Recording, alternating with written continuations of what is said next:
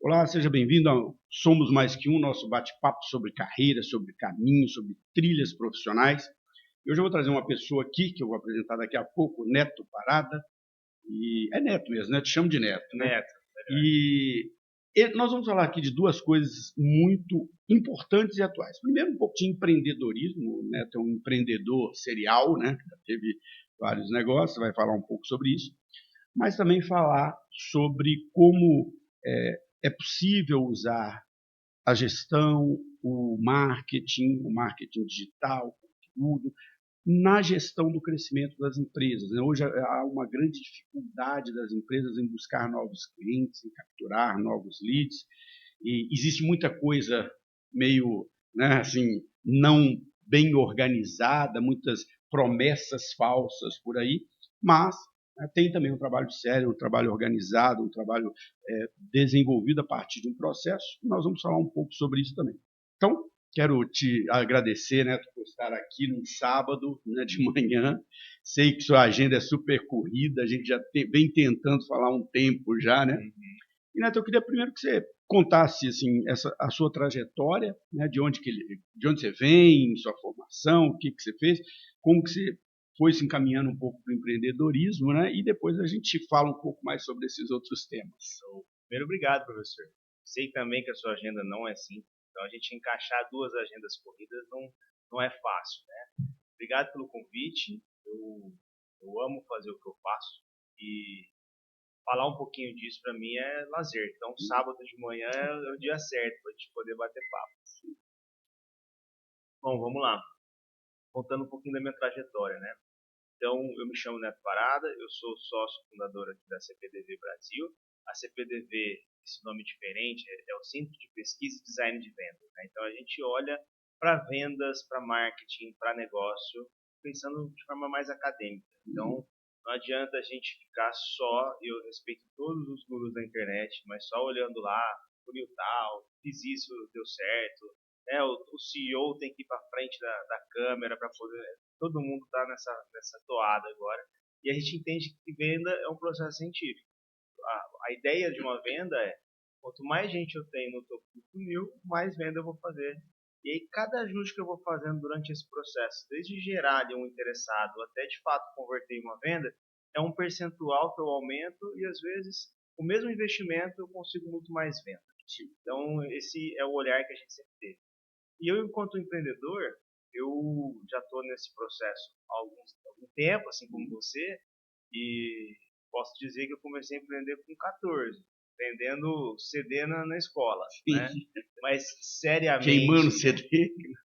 naquela época que a gente chegava na escola, as pessoas queriam, sei lá, um CD com músicas diferentes, Sim, né? Aí sim. você chegava em casa, baixava nos downloads, gravava o CD e vendia. Eu adorava fazer isso e ia fazendo meu dinheirinho. Eu sou apaixonado em música, então eu queria comprar meus instrumentos, né? Eu estava na fase do guitarrista, cabelo comprido. Eu preciso comprar meus instrumentos, mas não vou ficar pedindo. Eu quero cada vez que eu tenho um desejo muito alto de comprar as coisas, Sim, de sim. conquistar. Então eu falei, não, eu vou comprar. Né? E aí esse processo todo foi gravando CD para conseguir comprar a primeira guitarra e assim, o empreendedorismo me pegou na veia. Eu acabei de ver um vídeo no Instagram do menininho, ele, se não me engano, é Gabriel, o Daniel.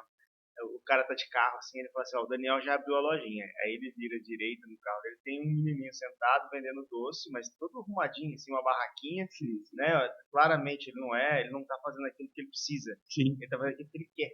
E tá lá, não, isso aqui é R$ 2, isso aqui é R$ 1, sentadinho, ele, mas até que hora você vai lá? Das 18, né? Então, esse olhar, acho que sempre foi na minha veia. E isso é interessante, né, cara? Porque a gente fala muito sobre empreendedorismo e hoje, de certa forma, há uma pressão, todo mundo deve empreender. E eu acho que, assim, qualquer pessoa que queira empreender é possível. Você vai aprender ali as competências necessárias. Mas tem algumas pessoas que meio que nascem com isso, né? Isso já vem meio na veia, né? Exatamente. Eu não sei se foi com você, mas comigo, desde sempre, eu queria de algum jeito fazer o meu salário, fazer o meu dinheiro. Eu não queria depender, eu não queria cumprir horário. Eu sofria com isso. Não, mas não faz sentido. Eu sei fazer dinheiro, né? E aí foi esse processo, até que eu fui.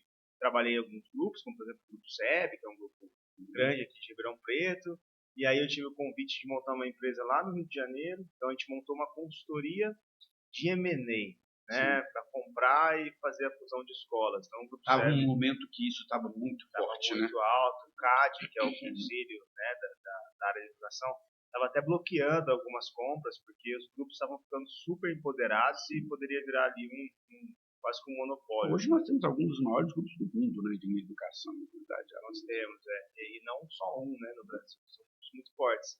Então, durante esse processo eu aprendi muito, porque só empreender também parece que fica um gap de aprendizado sobre como o mercado funciona, os grandes funcionam. Então, foi importante isso. É outro tipo de competência, né? Assim, eu falo que essa transição ela é complexa para ambos os lados, né?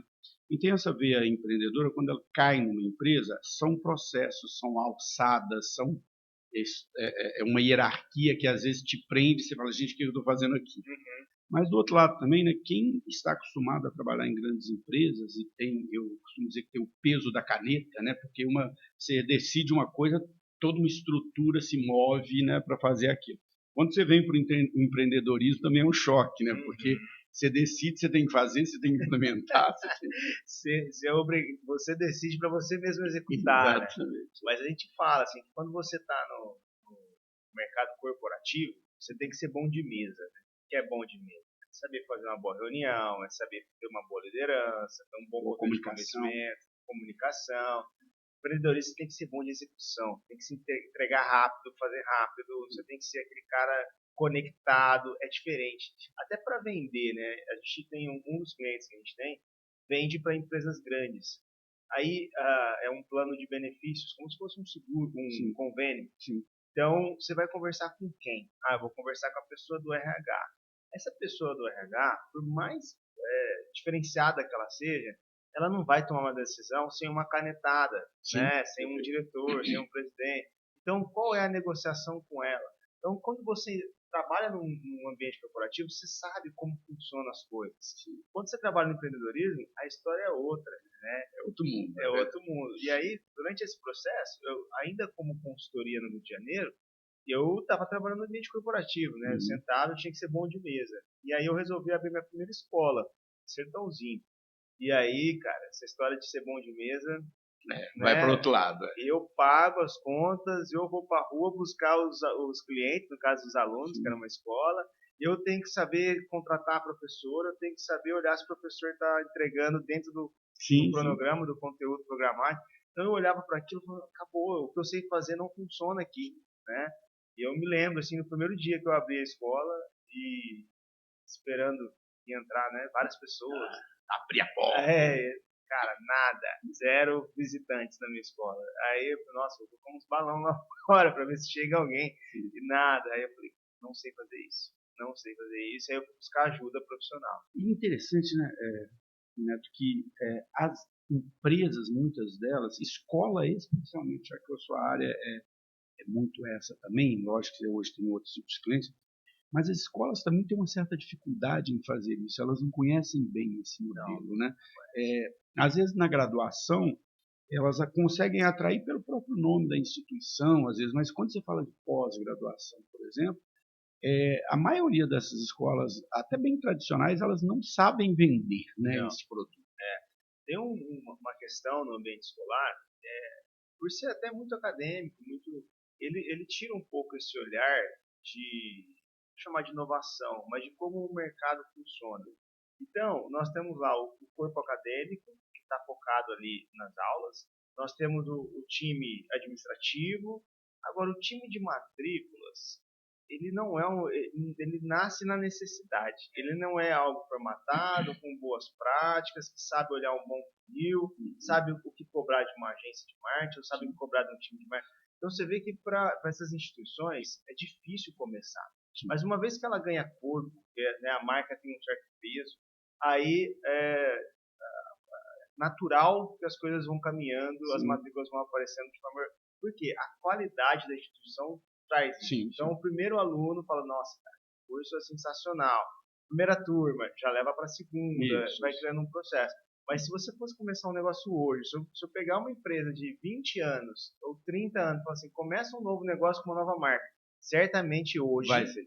ele ia ter Não, e eu tenho um amigo da área de educação de muitos anos, ele brinca assim, fala, abrir uma escola é fácil, cara.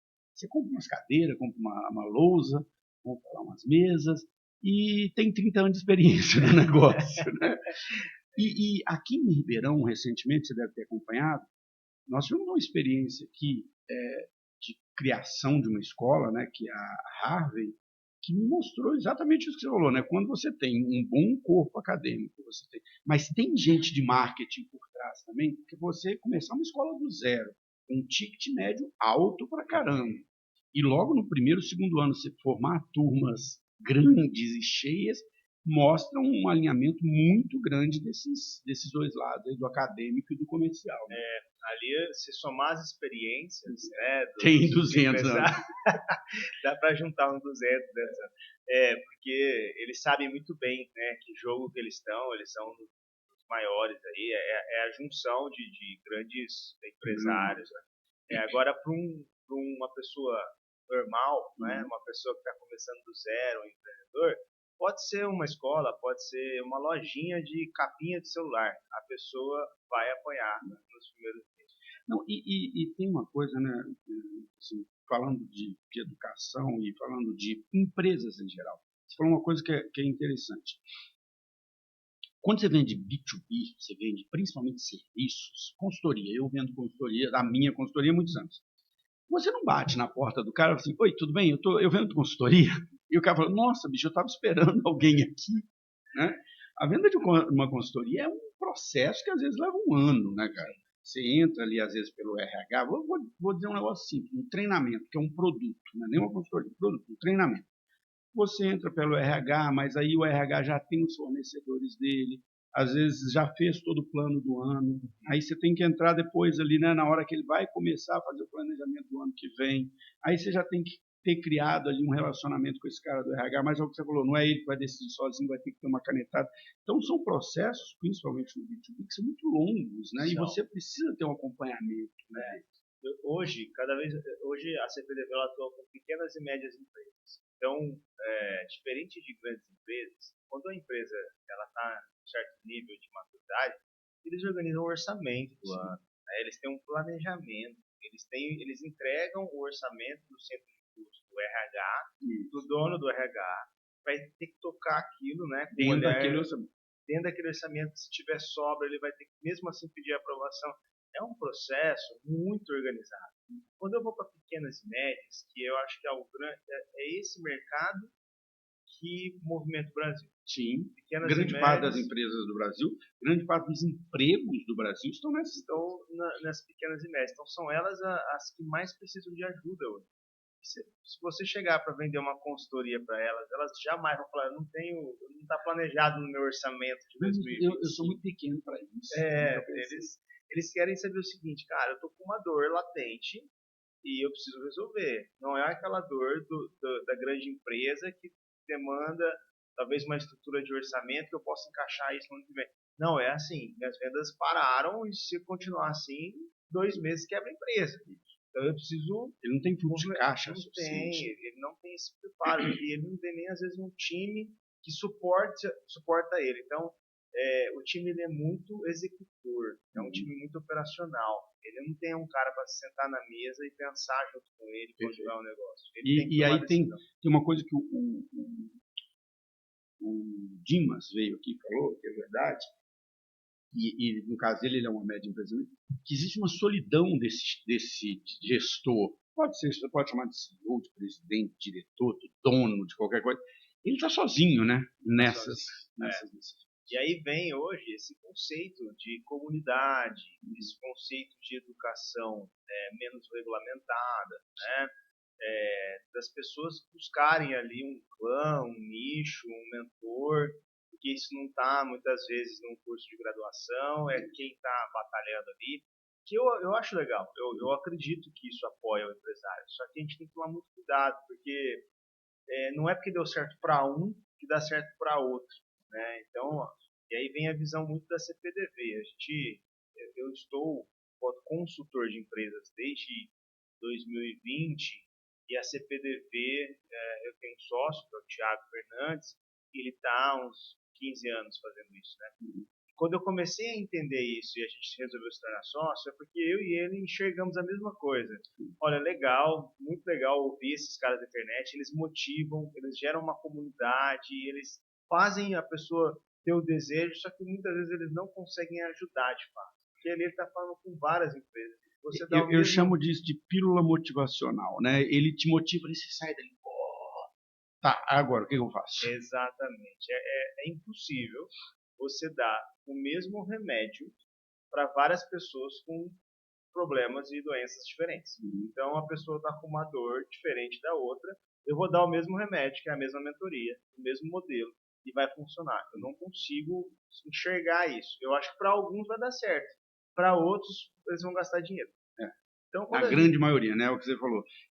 Aquilo se ajustar perfeitamente à necessidade de alguma empresa é quase uma sorte, né? Exato. Ele chegar, é perigoso, ele chegar e passar, porque eu fiz assim, eu vou ensinar vocês na minha mentoria a criar um funil digital que vai ter uma aula que a pessoa vai assistir para vender capinha. Não vai. O cara que está vendendo a capinha de celular não tem esse funil. Não, eu vou ensinar vocês a fazer uma ação de varejo. Aí o cara que está vendo serviço, está vendendo serviço, ele não vai ter encaixe. Sim. O cara que está vendendo placa solar é outra história. O que está vendendo... Não, e tem uma coisa que precisa ser entendida atrás disso tudo, né? Que assim, cada empresa tem um tipo de cliente e um tipo de negócio diferente, que é exatamente o que você está falando. Então, assim, eu dou consultoria há muitos anos para canais de distribuição. Empresas de canal de distribuição, geralmente uma indústria, você tem seus distribuidores aqui, vão vender para varejistas aqui. Eu costumo dizer que você está pescando numa piscina, né? Porque você sabe onde os peixes estão. Aqueles clientes são seus, eles compram toda semana ou uma vez por mês. Você conhece o cara, você conhece a família dele, você sabe para que time que ele torce. Então, assim, é uma piscina ali. Eu sei onde jogar minha isca. Sim. Eu preciso bater uma meta X, eu vou jogar ali. Agora, tem empresas que elas estão pescando no mar, né? Você não sabe quem é o seu próximo. Cada dia eu tenho que pescar um peixe novo, né? Eu só vou vender uma vez para esse cara, não vou vender nunca mais para ele. Então, é uma outra dinâmica de vendas completamente diferente. Isso interfere muito em como você vai estruturar a tua divulgação, a tua atração, né? A gente fala de atração. Eu vou tentar não ser técnico, mas vou dar um olhar de como a gente enxerga isso. A primeira coisa que a gente tem que entender é o seguinte: a nossa oferta. Então, o que a gente está ofertando para o mercado e para quem? Então, se eu tenho que vender, seja lá, supor eu tenho uma escola, eu tenho que vender isso para quem? Aí eu já tenho, olha como é que já é difícil para o empresário pensar sozinho. Eu já tenho duas pessoas: o filho, que vai fazer o curso, e o pai, que tem que ser convencido. O dono do dinheiro, que é o decisor, que a gente chama, e o influenciador, que é a pessoa que vai usufruir disso. A mesma coisa do RH. O RH, eu tenho que vender um produto para uma empresa grande, o RH é o influenciador, o tomador de decisão é o cara acima dele. Então eu tenho que ter duas comunicações aqui para falar com os dois. Então quando a gente olha para isso, fala, bom, eu tenho uma oferta. Minha oferta é para quem? E quem que paga essa conta? Eu tenho que pensar nessa oferta de uma forma que atrai essas duas pessoas. Esse é o primeiro passo. Aí, como que eu vou atrair pessoas para essa oferta? Aí eu vou pensar agora nos funis. Esse cara está no LinkedIn, esse cara está no Instagram, esse cara... O que ele dá importância na vida? O que ele dá importância? O que ele faz? O que ele come? O que ele lê? Onde que é bom ele estar? Né? Onde que eu encontro ele? Sim. Aí eu vou pensar na comunicação. Para alguns vai ser outdoor, para outros vai ser tráfego, para outros vai ser porta a porta. Né? A gente tem clientes que têm planos funerários. Né? A gente acha... Esse cliente nosso, ele falou: cara, ó, eu acho que eu vou sair desse mercado porque já deu o que tinha que dar. É um negócio que você vende que ninguém quer comprar, né? Ninguém quer comprar. Eu falei: mas meu amigo, todo mundo morre um dia. Não é possível que o teu mercado não tem venda. Você tem que ter venda, cara. Todo mundo morre um dia. Você tem que saber vender essa parada. E aí a gente foi identificar a melhor forma de vender. E o modelo dele ainda é porta a porta. É batendo nas ruas, nas cidades, para poder alcançar ali a persona. Isso é uma coisa importante que eu estou falando, porque é o seguinte: Toda vez que surge uma nova tecnologia, há uma impressão de que ela substitui tudo que vem para trás. Não está acontecendo isso com a IA agora, né? A IA resolveu todos os problemas. Não. Ela é legal, ela é importante, a gente usa ela para um tanto de coisa, mas você ainda tem todo o passado que é importante de outras técnicas. E o marketing digital, de certa forma, vem sido vendido como a solução de todos os problemas. Mas, por outro lado, cara, o rádio continua forte pra caramba. Todo mundo, muita gente ainda ouve rádio. A TV aberta, por mais que a gente ache que não, talvez você não assista, eu não assisto, mas ainda atinge um público absurdo. O outdoor, eu fico observando, eu vou levar meu filho para o colégio todos os dias. Chega agora setembro, outubro, eles já estão pensando na, na renovação. Já começa a aparecer os outdoor, né, das outras escolas. Então, existe, é o que você falou, a forma de comunicar depende muito de o que eu quero falar e com quem eu vou falar. Você quer ver que loucura? O dia que eu vi o primeiro outdoor na Netflix. Cara, a Netflix está divulgando o outdoor. É muito louco isso. A gente pensar que uma empresa que nasceu 100% digital, né, ela não nasceu assim, mas ela se transformou via streaming, fazendo outdoor em Ribeirão Preto. Não é uma coisa louca? Para divulgar um filme. Um filme é uma série. Então, o poder da comunicação, ele nunca vai morrer. Não tem, não faz sentido a gente falar que rádio não funciona. Rádio talvez seja um dos veículos de comunicação mais antigos. E se eu ligar a rádio agora, tá cheio de propaganda. E eu sou influenciado pela propaganda de lá. Esses dias eu vi, precisava trocar o pneu do meu carro. Uma promoção de pneu e eu tava na Rádio Mix ali, ouvindo e... Sabe, aquele dia que você não conecta o celular, e eu só fui, falei, nossa, eu preciso trocar o pneu do carro. Às vezes você percebe que tem a demanda porque você ouviu. Tinha esquecido, né? Depois que eu lembrei. Então, esse olhar de que uma coisa não funciona, ou que outra não... entende a tua persona, entende a sua oferta, entende o momento. É muito interessante eu fazer uma propaganda de comida às 11h30 da manhã. Por quê? Porque, o cara tá com fome. No sábado, eu fazer algo voltado a uma experiência de sobremesa. Então, você está ali, é oportuno, é o custo de oportunidade ali. Então, saber divulgar até na hora, certo? Mesmo que seja na internet. Minhas campanhas têm que rodar o mês todo no tráfego, meia-noite. Não sei, depende. Depende do seu negócio, depende da tua persona. Então a gente olha para a oferta, olha para a atração, né? Que é como comunicar essa oferta. E aí depois a gente vai ter que olhar para a conversão, que é como pegar esse cara que por algum motivo se interessou, o Neto que viu lá a campanha de pneu, e ele vai lá na loja. O que eu faço para converter o Neto em um cliente? Não vender só o pneu para ele, mas vender além do pneu mais alguma outra coisa. Ou não deixar ele sair de lá tendo que cotar em outros lugares. E como é que é a minha sensação ao chegar na loja? Qual que a gente chama de enxoval, né? Qual que é o enxoval que sustenta essa venda? A vitrine, a fachada, o espaço é bonito, é feio, o atendimento é bom ou ruim, a segurança que ele nos passa, a qualidade dos produtos. Tudo isso a gente está dentro da cabeça pensando, será que eu compro? Será que eu compro? Tomando a decisão, são várias, a gente toma, sei lá, quantas decisões por segundo, né? Nosso cérebro. Então ele está ali avaliando todo, que eu estou chamando de enxoval, para poder saber se compra ou não. E é engraçado isso, né? Você deve conhecer bem disso, porque você trabalha com isso. Às vezes, a credibilidade, a gente sempre acha que tem que ter uma loja super linda, bonita, arrumada, qualquer coisa. A depender do negócio, talvez nem seja isso, né?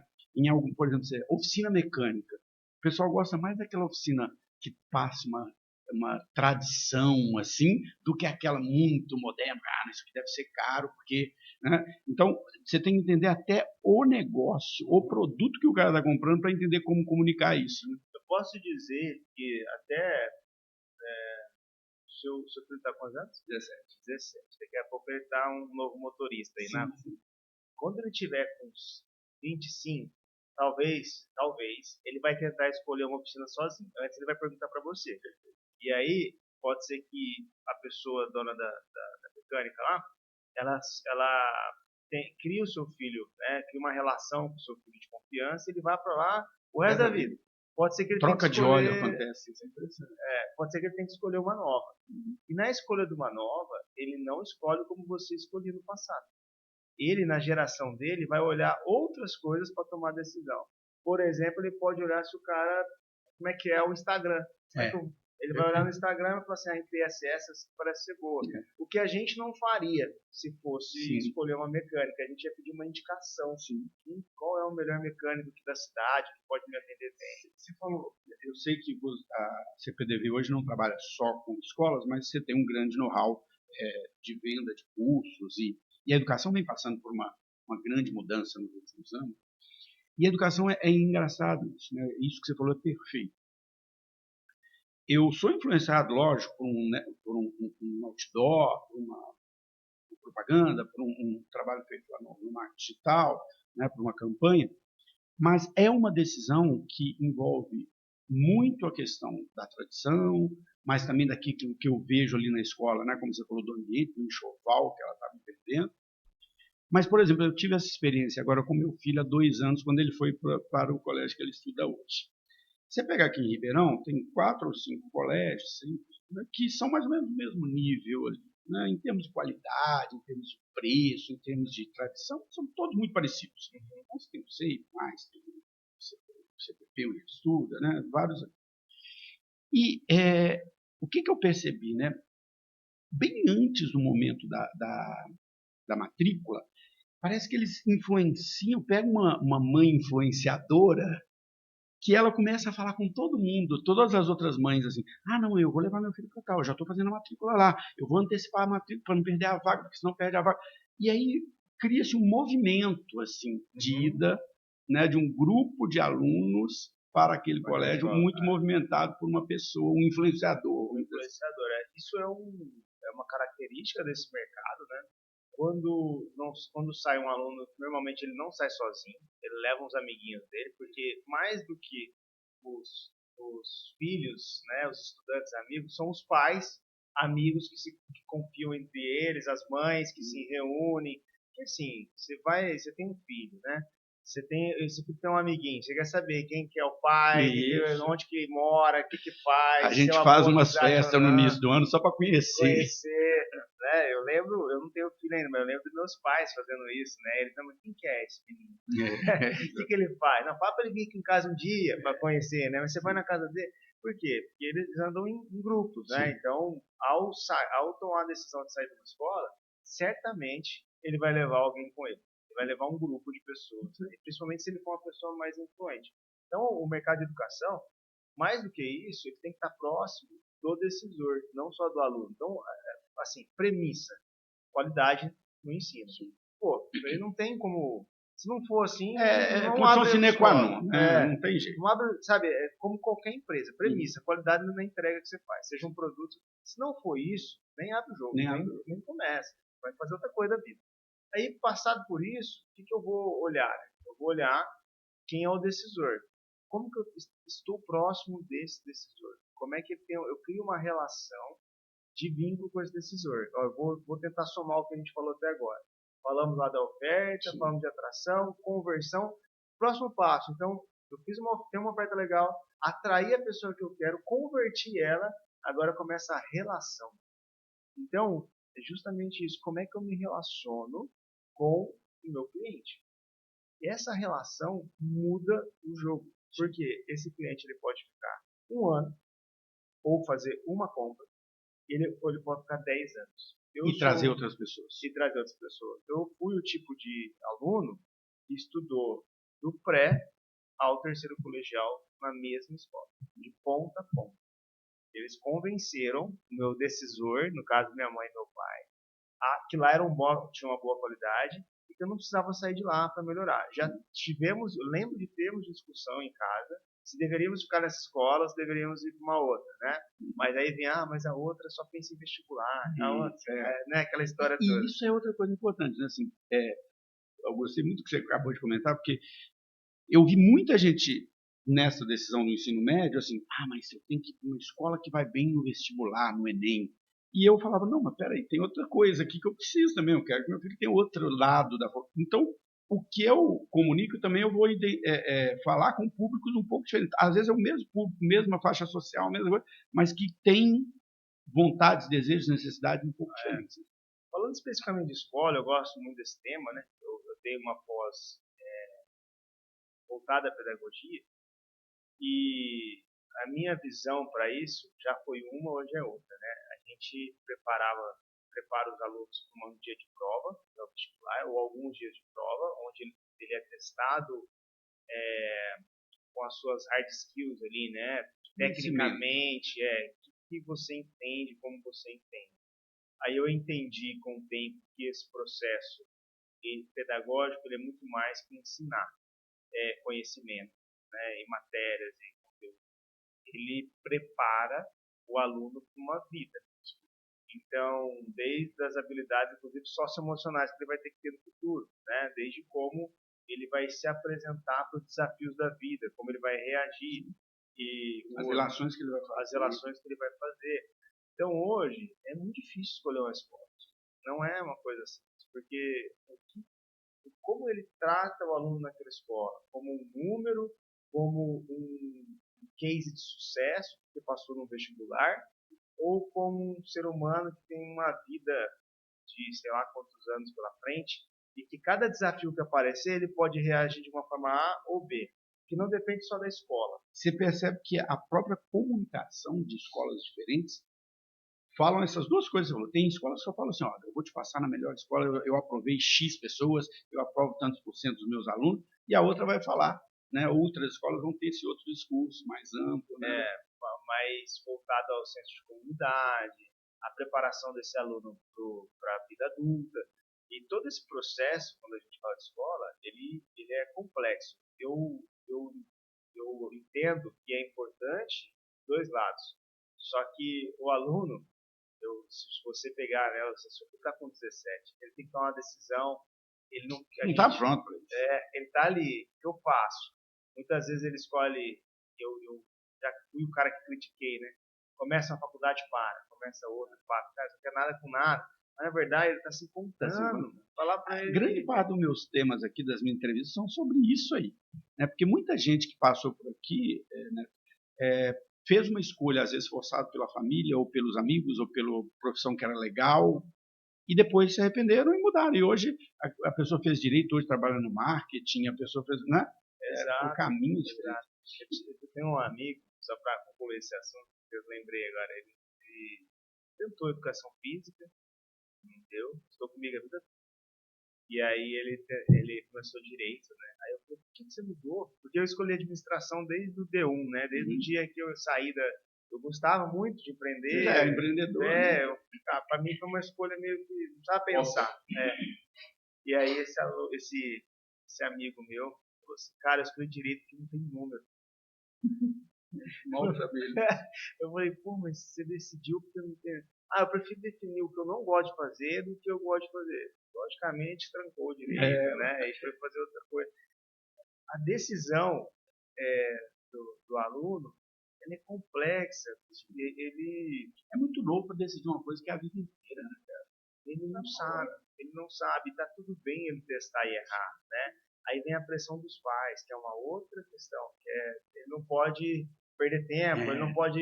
Eu já falo diferente, meu filho fala assim, tira um ano sabático, vai viajar. Vai viajar, entender, vai trabalhar, vai descobrir como é que é o mercado, né? Vai ver o que você gosta. Vai ver o que você gosta, vai fazendo um curso que não tenha uma frente específica, que não seja uma graduação, mas que não te deixe parado, mas vai experimentar, né? É que o nosso modelo educacional ele trava, né? Não é igual o americano que você testa ali um pouco, né? O europeu.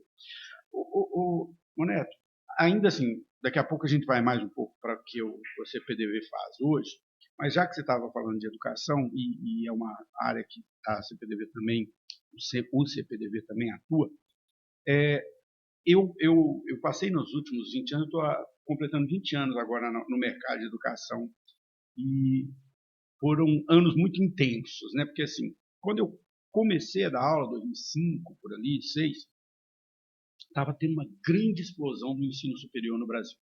Né? Quando deu aquele boom das escolas, todo mundo colocando um tanto de aluno para dentro. Eu me lembro que eu comecei a dar aula numa instituição que tinha 5 mil alunos lá em São Paulo. Em 2 anos ela tinha 15 mil, sabe? Assim, A fase de democratizar a educação. Isso, exatamente. Aquela fase de 2005, 2006, 2007, ali que teve essa coisa.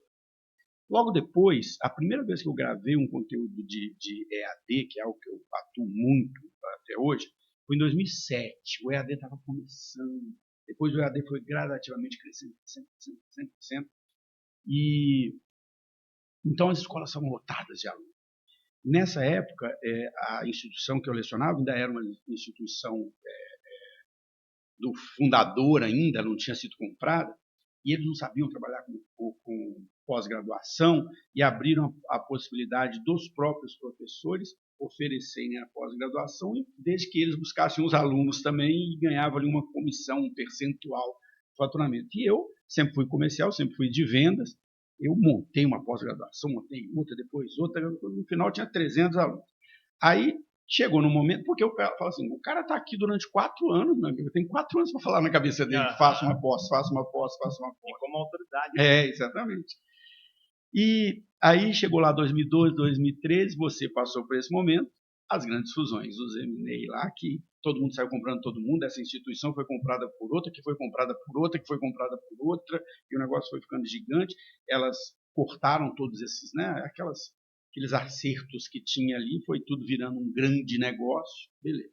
Aí, paralelo a esse grande crescimento, essas grandes fusões que aconteceram na década de 2010 até 2020, o grande crescimento do EAD.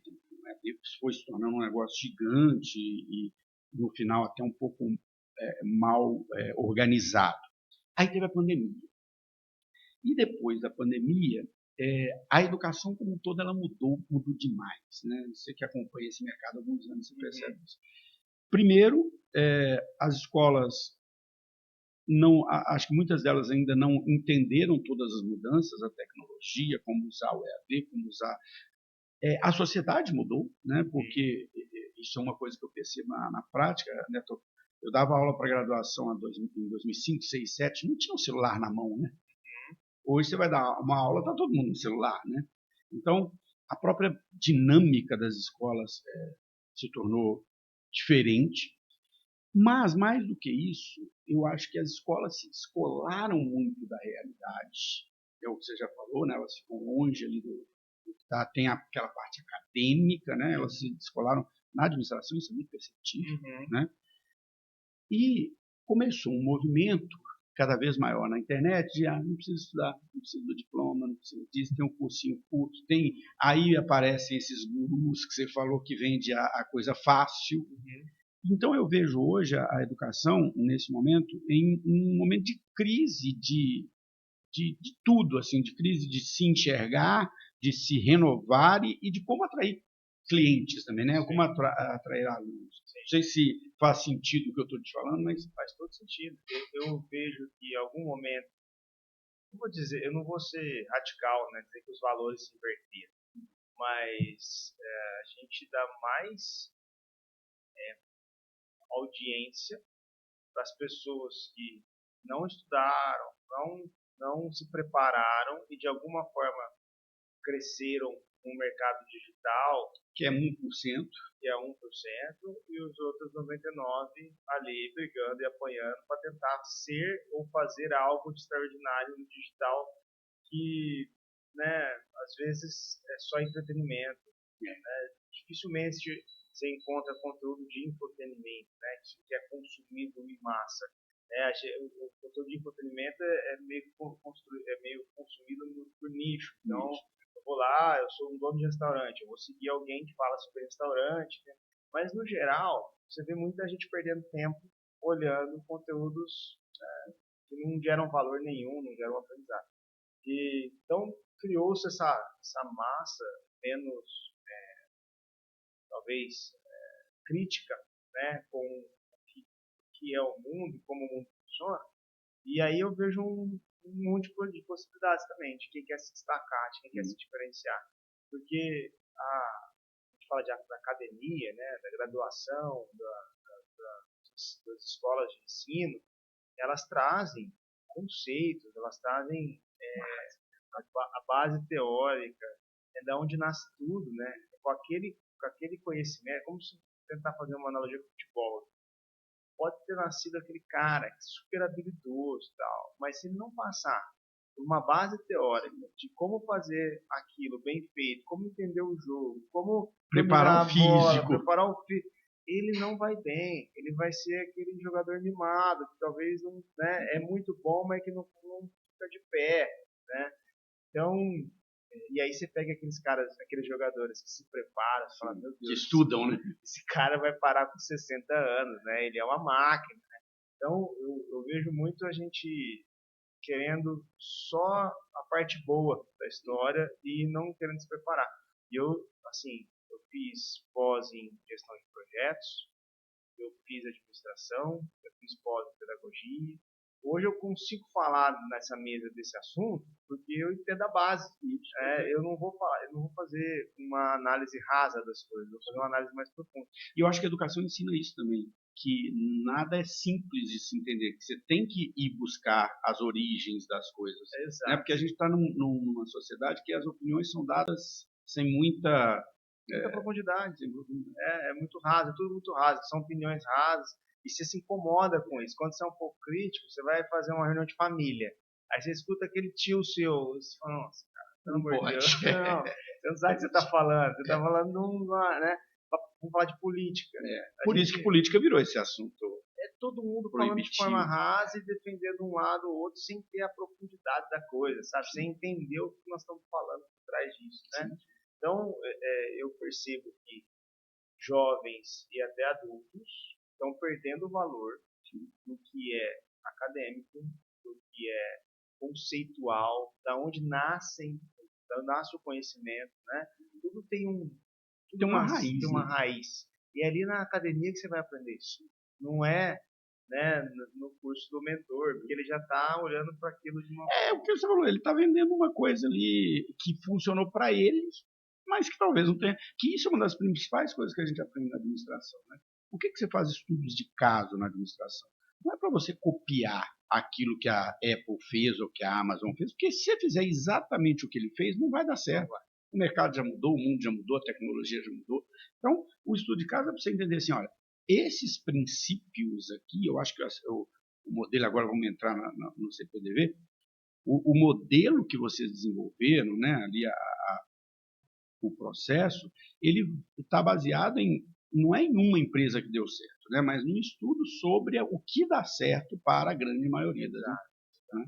E aí eu queria que você contasse um pouco da empresa, o que ela faz, qual o tipo de público, a gente está falando muito de educação, mas ela não atua só com a educação, ela tem uma certa know-how nisso, né, mas não é só isso. Então conta para a gente um pouco essa história. Nossa origem veio muito da educação, né? Então a gente gosta muito.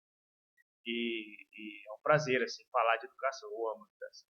Meu primeiro emprego foi na educação, trabalhando de monitor de informática, consertando computador, fazia CD de manhã e à noite ia para a faculdade, eu trabalhava na faculdade.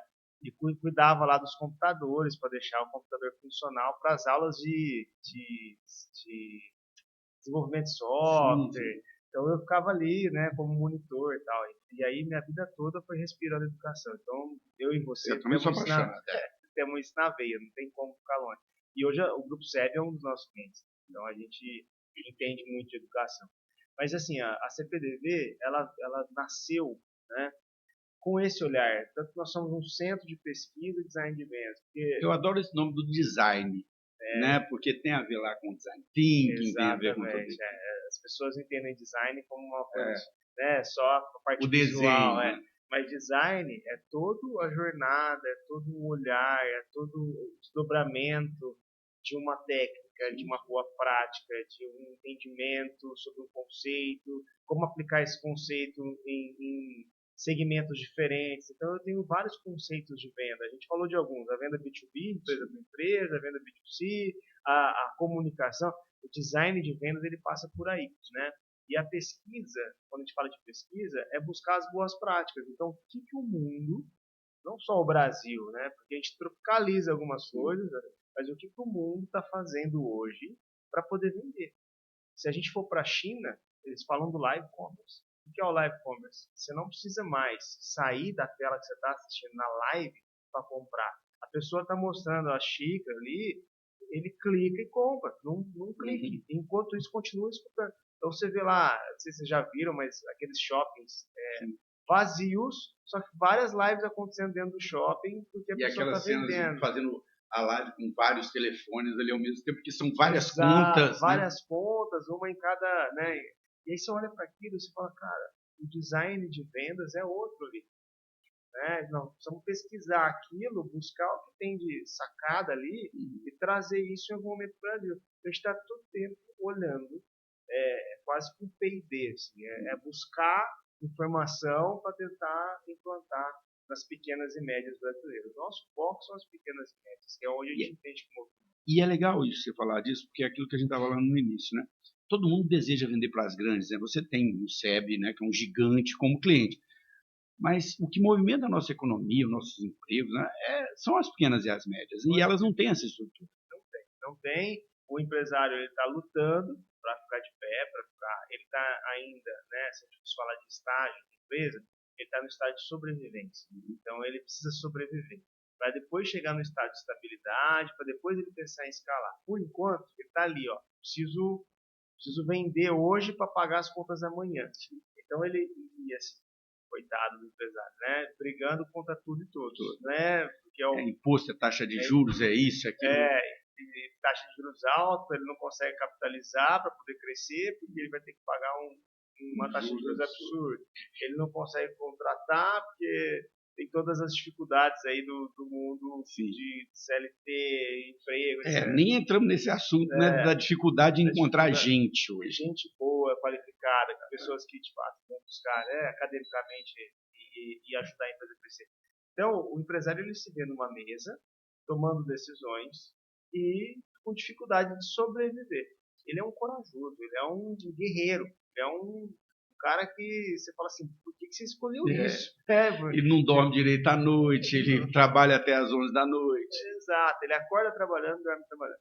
A gente entende que ele pode fazer isso de um jeito um pouco mais simples, um pouco mais com boas práticas de empresas que já testaram, que já validaram certos modelos. E a CPDV vem para isso. Então, quando a gente fala até agora a gente falou de produto, né? Falamos da oferta, de como atrair, como converter e como se relacionar com esse cara.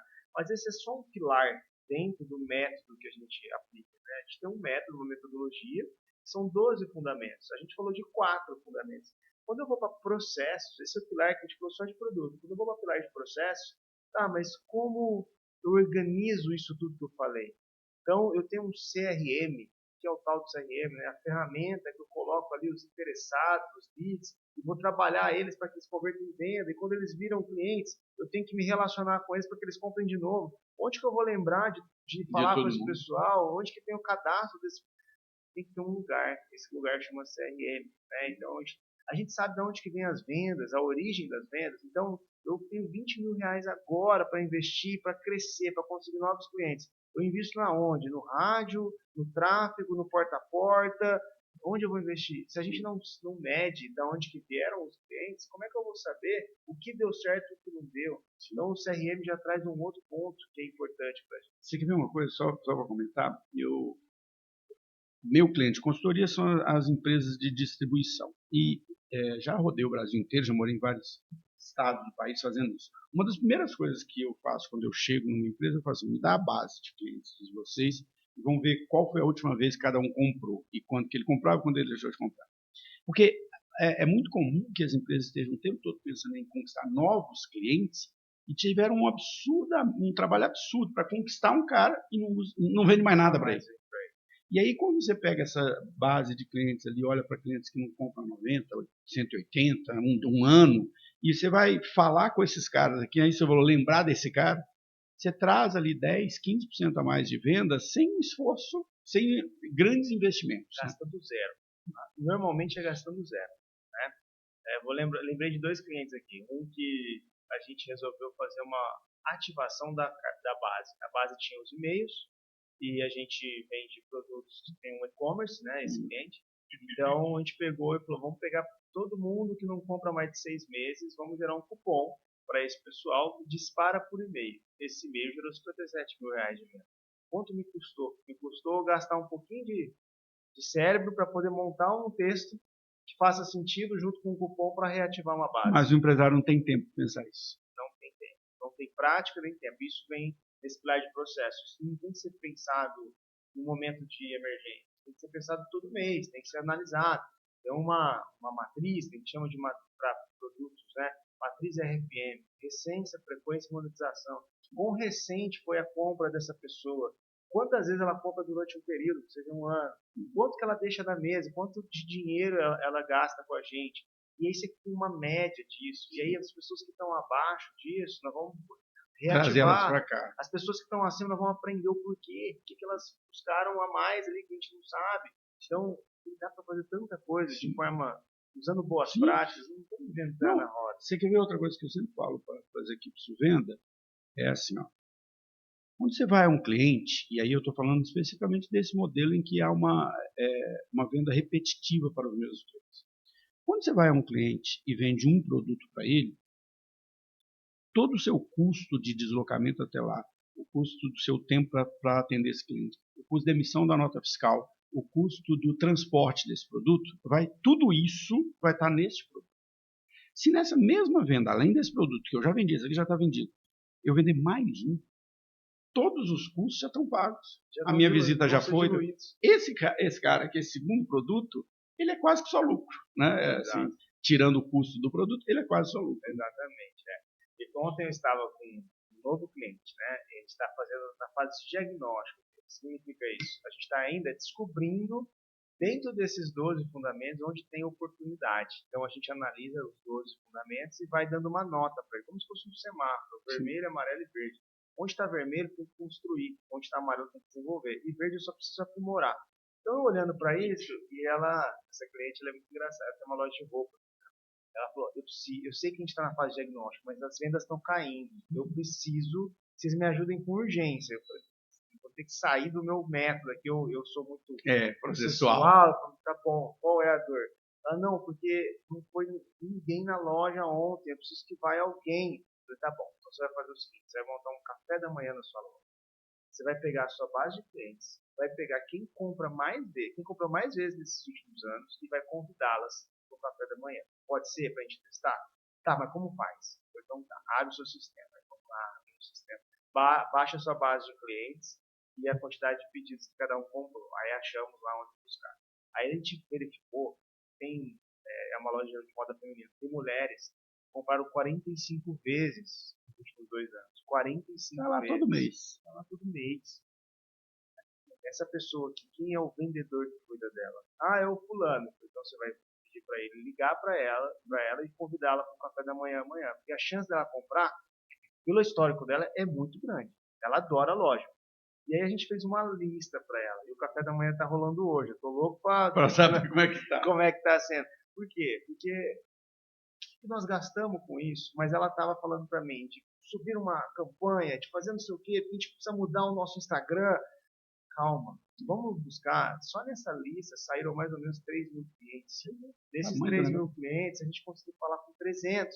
Se 30 forem, a sua venda amanhã vai ser muito boa. Então, vamos jogar com as maçãs mais perto do pé. E as pessoas gostam hoje, né, dessa sensação de comunidade, de fazer parte de uma comunidade. Uma comunidade, com certeza. Isso, você criar isso para a tua marca, né, você construir isso. Vou dar um exemplo dessa crítica. Por que a gente não faz um pré-lançamento de uma nova coleção só para os clientes mais fiéis? E 2 dias depois a gente abre para o mercado. Vai gerar um senso de exclusividade, de comunidade, de diferenciação. E ainda, essas pessoas não vão querer deixar passar a chance. Então elas vão comprar, porque você convidou elas primeiro. Eu criei aqui algo novo. São coisas simples, mas a gente já viu quantas vezes isso acontecer, mas ninguém para analisar. E aí quando a gente vai passando fundamento, entendendo as oportunidades, tem um mundo de oportunidades, muitas vezes sem gastar R$1. Não é contratar mais gente, não é aumentar o valor das campanhas, ou pode ser que seja, mas no primeiro momento é fazer o que é mais fácil. E eu acho legal, cara, assim, quando eu conheci lá vocês, hoje, em 90% das vezes que você conversa com alguma empresa relacionada a isso, é a solução mágica do marketing digital. nós temos que fazer uma campanha X, colocar tanto de dinheiro, fazer um funil, que é válido, eu não estou dizendo que não seja válido, mas o que é muito claro para mim de diferencial nesse sentido é o seguinte: isso é uma das coisas, mas tem um tanto de outras coisas que vocês fazem também que hoje virou assim, não, isso aí não funciona. O que funciona é o digital, digital, digital. Eu acredito no digital, mas ele não é a única coisa. Né? E eu acho que vocês têm muito esse lado. Exato. Tem um outro pilar importante. A gente falou de processo, falou de produtos, falou de processo. Tem um último pilar que sem ele nada acontece. São pessoas. Então, quando a gente fala de produto, processo, pessoa, aí sim a gente desenha bem essa tríade, né, que deixa de pé uma operação comercial. Então, quando alguém me pergunta assim, a gente fala de gestão do crescimento, que é gerir tudo isso que nós estamos falando. Quando alguém me pergunta assim, mas o que é gestão do crescimento?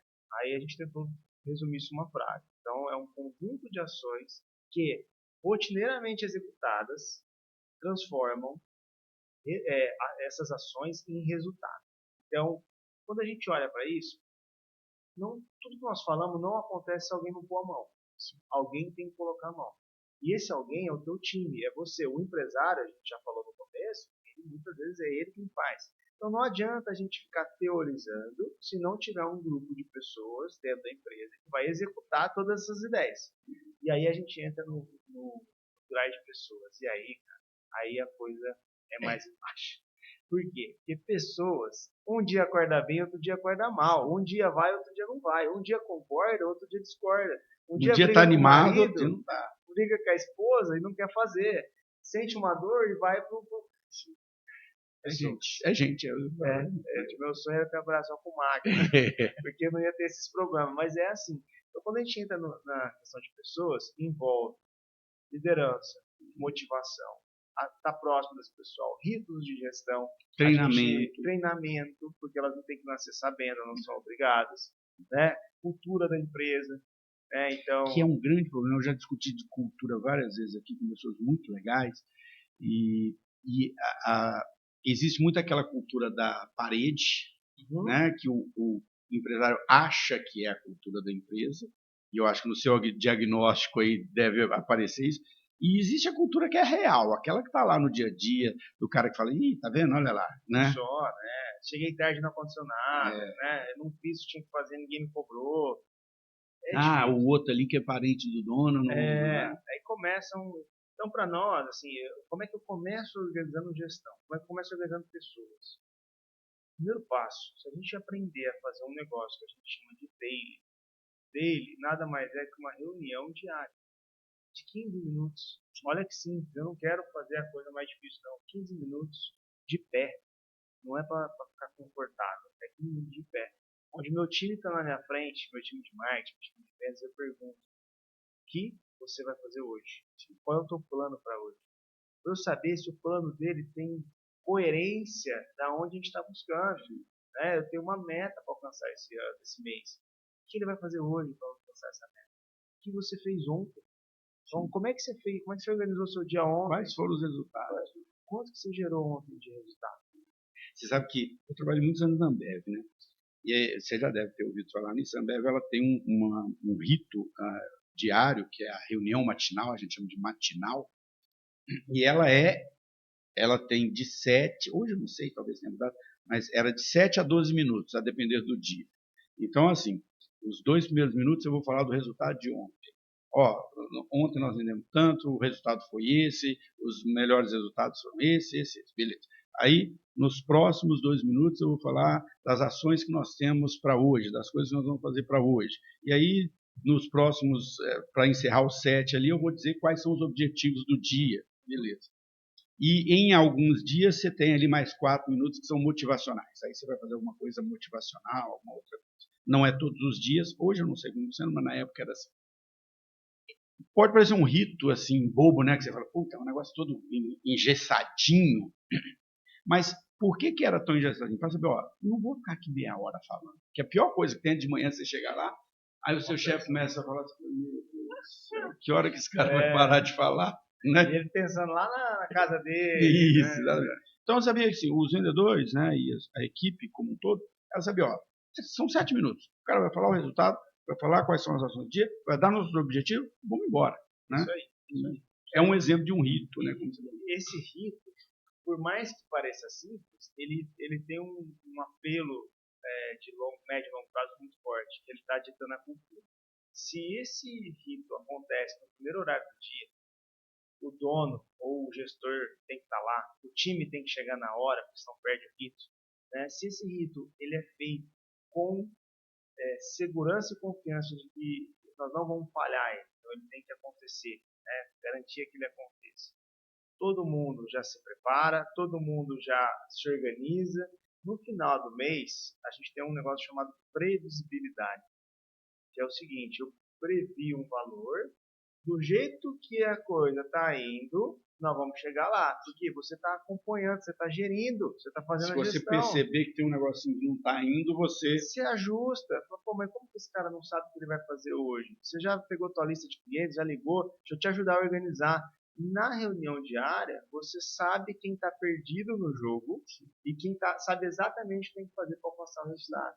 Então, parece uma coisa simples, né? É 15 minutos de pé, mas se feito certinho, você está criando uma cultura. E essa cultura, ela está orientada a resultado. E vou te dar um outro exemplo legal nesse sentido, porque às vezes a gente acha, mas para fazer isso então tem que ser uma coisa chata, tem que ser uma coisa formal. Durante um ano, eu dei uma consultoria numa empresa em Caxias do Sul, no Rio Grande do Sul. E o rito lá era o seguinte, né? Era uma empresa relativamente pequena, tinha 25 funcionários, mas era um distribuidor grande, lá tem muita indústria, então ele acabava vendendo muito. E o rito era o seguinte, né? O dono era o primeiro a chegar, ele chegava, ele abria a loja, a empresa. Tinha uma loja, mas tinha um escritório. E ele ia fazer o chimarrão.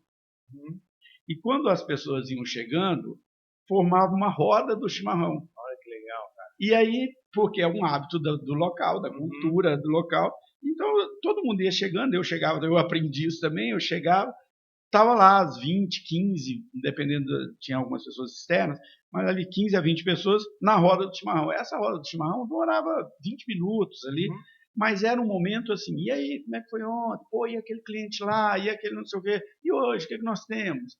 E era exatamente a mesma reunião da Ambev, só que num clima completamente diferente. Olha que coisa sensacional, isso é cultura. Você está criando uma cultura. Eu tenho certeza que essa pessoa que sair de lá e for para outro lugar, ela vai sentir falta. Ela vai sentir falta, ela vai falar assim, cara, tínhamos um momento lá, que era um momento que era só nosso, eu não tinha em outra empresa. Né?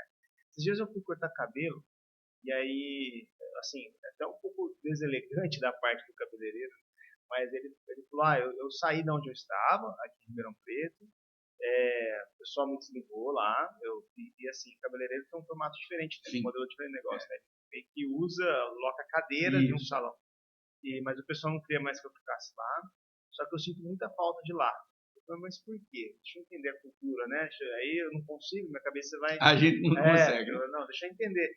Não, porque lá a gente fazia uma reunião todos os dias, eu sabia, eu me desafiava, tinha os outros cabeleireiros, eu queria vender mais que eles, a gente tinha meta de produto para vender produto, eu sabia como conectar, chamar meus clientes da base, conversar para eles virem cortar de novo, a gente tinha uma central.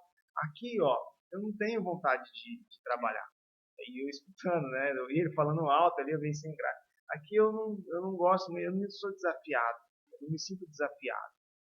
Eu ouvindo isso, eu falei, uma pessoa que está falando que ela preferia ser cobrada dentro de uma cultura, que ela preferia trabalhar num olhar de competição, mas uma competição saudável, frente a um lugar novo que ele pode fazer a hora que ele quiser, que ele não é cobrado, mas ele sente falta do lugar anterior. Não, porque isso é outra coisa, né? A gente acha assim, as pessoas não gostam de ser cobradas, talvez não gostem da forma, mas o conteúdo, né? A gente, voltando brevemente para a educação, a gente lembra dos professores que eram pesados, dos professores que cobravam da gente, né? Que a gente tinha que estudar para poder passar na prova dele. Os outros, aqueles que eram os legais, a gente gostava muito na época, mas eles não marcaram a gente tanto quanto o professor. Eles não ensinavam, assim, só que eles não ensinavam, mas a forma deles ensinar muitas vezes não nos marcava.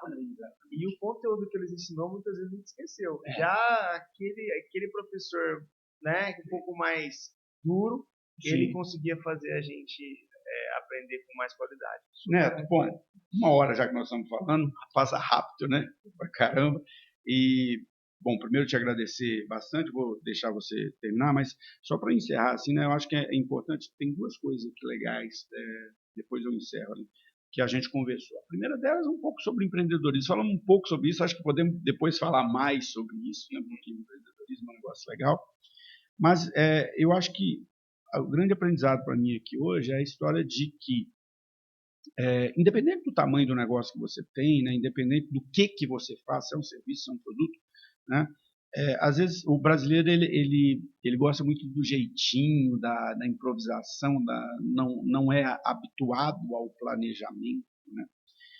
E às vezes a gente vê esses processos, essas metodologias como algo que engessam, né? Mas o que a gente conversando aqui foi pegando alguns exemplos que na verdade eu gosto de uma frase do Renato Russo, uma música dele, que ele fala que disciplina é liberdade, né? Quando a gente tem um método, a gente segue esse método, a gente faz, a gente tem a liberdade até de errar às vezes, né? Mas a gente começa a ter resultados que não tem como sair, né? Eu falo, nada vence o trabalho, né? Quando você vai fazendo as coisas acontecer, o resultado virá, né? Aí eu vou deixar você encerrar e depois eu... Primeiro, obrigado pelo bate-papo, eu adoro falar disso, e aí com alguém que conecta no mesmo assunto, a gente teve a mesma, né, uma vivências parecidas, é muito gostoso, vira lazer mesmo.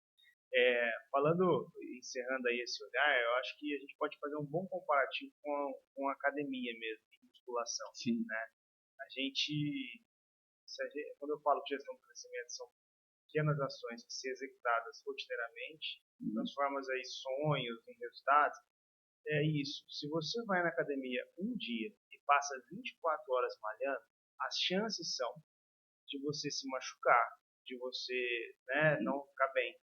Agora, se você vai lá todo dia, ou nem que seja todo dia, 4, 5 vezes a semana, mas faz aquela horinha de cardio, aquela horinha de pegar peso, faz esse trabalho durante uma semana, ainda você não vai sentir aquele resultado. Durante um mês, você vai começar. Durante 6 meses, durante um ano, você já fala, meu Deus, estou diferente, minha saúde é outra. Você vai fazer o exame, você olha para o exame e fala, cara, o exame é muito melhor. Durante 2 anos, durante 5 anos, virou um hábito.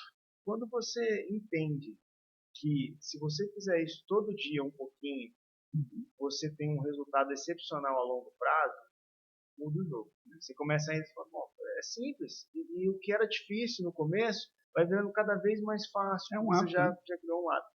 A mesma coisa. Você falou de crescimento, né? As marcas aí, tem a Growth, de crescimento. Essa é a defesa de tese. Né? A defesa de tese da CPDV é a mesma. Cuida todo dia do seu marketing comercial só um pouquinho. Faz isso, faz a sua daily, faz esse ciclo de gestão, analisa os números. Olha para o seu CRM. Você vai crescendo, vai crescendo. Então a gestão do crescimento é a mesma lógica, a gente conseguir dar ritmo e disciplina para uma coisa que a gente muitas vezes não dá atenção. E é o crescimento do negócio. E a gente, às vezes, você deu vários exemplos aqui, claros disso, né? De empresários que, talvez por um desconhecimento disso, eles ficam buscando a solução mágica, né? Eu preciso colocar gente aqui hoje dentro da minha loja. O que eu tenho que fazer? Eu tenho que investir tanto. Não, às vezes é a coisa mais simples do mundo. Bom, pessoal, papo muito legal. A gente vem conversando, conhecendo aqui um pouco mais o trabalho da CPDV também. Já tive algumas vezes com o Neto, com a Anileide, que eu tenho que agradecer. A Anileide é uma pessoa super gente boa. E dizer assim, né? Assim, qual o objetivo do Mais Que Um? É sempre conversar com pessoas diferentes, de caminhos diferentes, né? E raramente, em geral, eu falo muito aqui sobre educação, sobre escolhas, sobre caminhos mais tradicionais, né? Profissões liberais, né? Vou receber um advogado daqui a pouco. E o que a gente vê é o seguinte: o empreendedorismo é um caminho, né? Mas como você disse lá atrás, né? Não é também aquela coisa de comprar uma ilusão, né? De que está sendo vendida muito nas redes sociais, é aquela ilusão. Qualquer lugar que você for, sempre é um aprendizado. E você pode ser um pequeno empresário, ter uma pequena lojinha de roupa, ter uma loja de tá fazendo doce, né?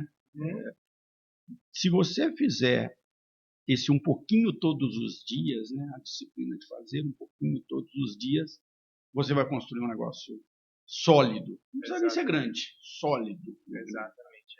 Passou da sobrevivência. Passou da sobrevivência. Eu vou dizer o seguinte, só para provocar, né, e poder finalizar. O seu negócio não é único. Não é único. A loja de roupa tem mais, sei lá quantas mil lojas de roupa, centenas de milhares de lojas de roupa no Brasil. A sua loja de capinha, que eu brinquei tanto aqui, tem mais sei lá quantas mil.